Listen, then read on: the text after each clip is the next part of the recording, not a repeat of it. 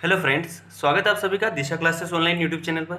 आज हम देखेंगे कक्षा 10वीं का क्लास 10th का जो है अपन सीरीज चला रहे हैं 1.1 अपना। इसमें दूसरा क्वेश्चन है। इससे पहले मैं पहला क्वेश्चन के तीनों बता चुका हूं, तो आप ज़रूर उनको देखें। और देखिए दूसरा क्वेश्चन जो है बहुत ही ज़्यादा इंपॉर्टेंट क्वेश्चन है, इसको अच्छे से देखिएगा। दर्शाइए कि कोई भी धनात्मक पूर्णांक विषम पूर्णांक 6q+1, 6q+3 या 6q+5 के रूप का होता है, जहाँ q कोई पूर्णांक है। इसको मैं पूरा बेसिक तरीके से आपको पूरा समझाऊंगा और इसमें किस तरीके से लिखना है इसको आपको जरूर देखना है। तो प्लीज़ ध्यान दीजिए, आपको यहाँ पर ऐसे क्वेश्चन जब भी आए, ये थोड़े ज़्यादा इंपॉर्टेंट है, समझ में आने में थोड़ी देरी लगेगी लेकिन समझ में आ जाएंगे। देखिए यहाँ पर हमारे पास क्या दे रखा है, 6 का गुणा क्यू में कर रखा है। जब भी हमारे पास अगर 6 का गुणा कर रखा है तो आप हमेशा एक चीज़ को मान लीजिए कि यहाँ पर 6 मानना है। किसको मानना है? अगर आपने यूक्लिड विभाजन मेथड पढ़ा है तो यूक्लिड विभाजन मेथड में अपन पढ़ते हैं, प्लीज ध्यान दीजिएगा, मैं इधर लिख रहा हूं थोड़ा सा। यूक्लिड विभाजन मेथड में बोलता है ए बराबर बी क्यू प्लस आर, इस तरीके से होता था।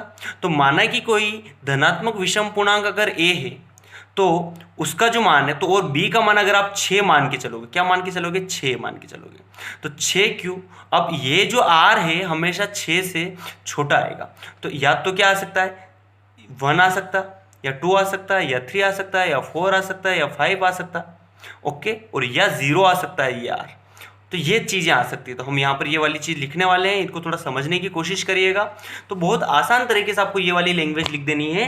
अगर यहाँ 6q दे रखा है तो आपको यहाँ पर 6 ही लिखना है, b बराबर 6। अगर यहाँ पर 3q दिया होगा, आगे के क्वेश्चन जो आने वाले हैं उनमें मैं यहाँ पर 3 लिखकर आपको बताऊंगा।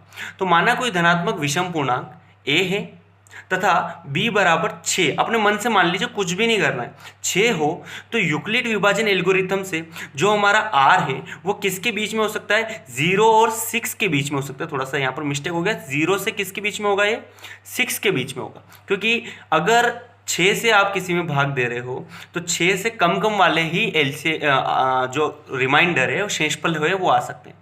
तो बस आपको ये लिख देना है। इसलिए जो आर का मान है वो क्या क्या हो सकता है? 6 से छोटे कौन कौन है? 0, 1, 2, 3, 4, 5।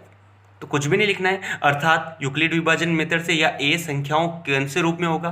तो 6q, 6b है ना हमारे पास। अगर हमारा फार्मूला बोला जाए तो a बराबर बी क्यू धन आर। तो अगर इस फार्मूले में मैं रखूँ, प्लीज़ ध्यान दीजिएगा, a बराबर बी क्यू, मतलब b की जगह अगर अपन ने रख दिया 6q धन आर, हमारे पास 0 मतलब 6q। दूसरा रिमाइंडर क्या हो सकता है? 6q धन 1। तीसरा क्या हो सकता है? 6q धन 2, 6q धन 3, 6q धन 4, 6q धन 5। 6q धन 6 कभी नहीं होता है, क्योंकि 6 कभी भी शेषफल नहीं बचेगा अगर आप किसी को भाग दोगे तो। इसलिए आपको ध्यान देना है, ये जो संख्या है इस रूप में आ सकती है। पहली चीज़ आप ये ऐसा लिख लेंगे। फिर ध्यान दीजिए, देखिए इसमें 2 का भाग जा रहा है, क्योंकि 6 में 2 का जाता है, 0 कोई मतलब नहीं। इसमें भी देखिए 2 का भाग जा रहा है, क्योंकि 6 में भी जाता है और 2 में भी जाता है। और इसमें भी आप देखेंगे तो 6 का भाग जा रहा है, मतलब इन तीनों में 2 का भाग जा रहा है, तो ये तीनों हो जाएगी सम संख्या है। तो हमको जो सिद्ध करना है वो आ चुका है कि विषम संख्या में के रूप में इस रूप में लिखा जा सकता है। बस आपको एज इट इज लैंग्वेज लिखनी है और 2-3 बार करना है इस सवाल को, तो आप कर पाओगे। ओके, तो बस कुछ भी नहीं करना है, इस तरीके से हमको लिखना है और इस रूप में हो सकते हैं। बस डायरेक्टली आपको लिखना है, अर्थात ए जो है इस रूप में लिखा जा सकता है, क्योंकि अगर रिमाइंडर 5 तक आ सकते हैं तो 6q धन 0, 6q धन 1 के रूप में लिखा जा सकता है, जहाँ q भागफल है। और हमने देखा कि अगर a जो है विषम पूर्णांक है तो 6q, 6q धन 2 और 6q 4 के रूप में नहीं हो सकता, क्योंकि ये तो क्या है? 2 से विभाज्य है, 2 से भाग जा रहा है, ये सम संख्याएं हैं। इसीलिए बचे हमारे पास कौन है? 6q धन 1, 6q धन 3 और 6q धन 5 के रूप में ही होगा। बस इतनी सी बात लिखनी है। अगर आपने 2-3 बार इसको लिख लिया और कर लिया तो आराम से समझ में आ जाएगा, कुछ भी नहीं करना। एक बार और समझा देता हूँ। कोई भी संख्या a है और हमको यहाँ पर हमेशा अगर 6 बोल रखा है प्रश्न में, तो आपको 6 लिखना है। यहाँ पर 6 हो तो यूक्लिड विभाजन मेथड से r जो है, अगर a हो गया, b हो गया, तो r जो है वो हमेशा 6, 0 से 6 के बीच में होगा। तो मतलब r 0, 1, 2, 3, 4, 5, 6 हो सकता है।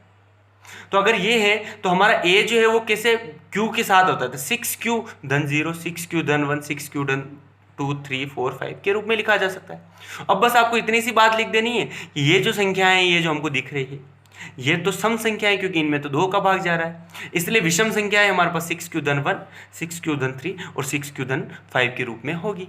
बस ये हमारे पास आंसर हो चुका है और पूरी तरीके से हो चुका है सिद्ध। बहुत ज़्यादा इंपॉर्टेंट क्वेश्चन है और कठिन क्वेश्चन है ये थोड़ा, लेकिन इसको इतने आसान तरीके से अपन सीख सकते हैं। ओके, मिलते हैं नेक्स्ट वीडियो में, अगला क्वेश्चन अपना आगे मिलेगा आपको। Okay, thank you.